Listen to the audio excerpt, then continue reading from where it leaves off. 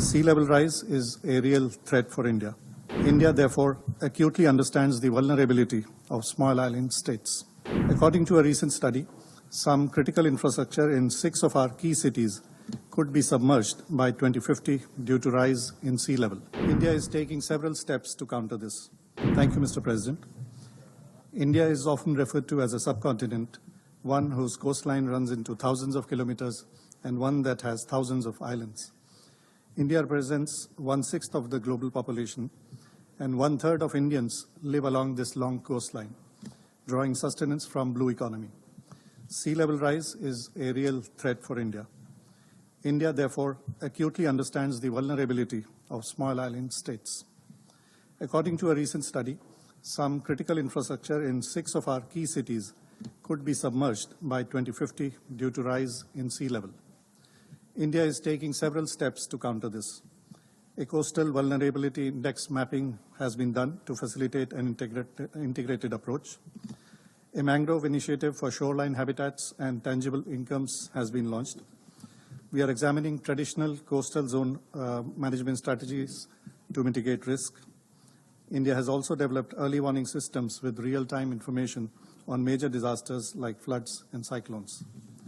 India has shared our experiences and provided support to partners, particularly in our neighborhood. One such initiative is in support of UN Early Warning for All initiative.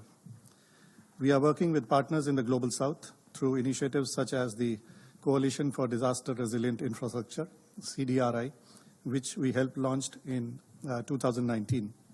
CDRI is a unique adaptation initiative, the Infrastructure for Resilient Island States, IRIS, that is co-owned, co-managed, and co-operated by SIDS. This program recently won the 2024 UN SIDS Partnerships Award. India also supports SIDS partners through the India Human Development Fund and works with partners at the Indian Ocean Rim Association, IORA. Earlier today, our External Affairs Minister signed the BBNJ agreement that also deals with environmental assessment, among other issues. India has set ambitious mitigation targets and is on course to achieving them. For instance, 500 gigawatt of renewable energy capacity by 2030.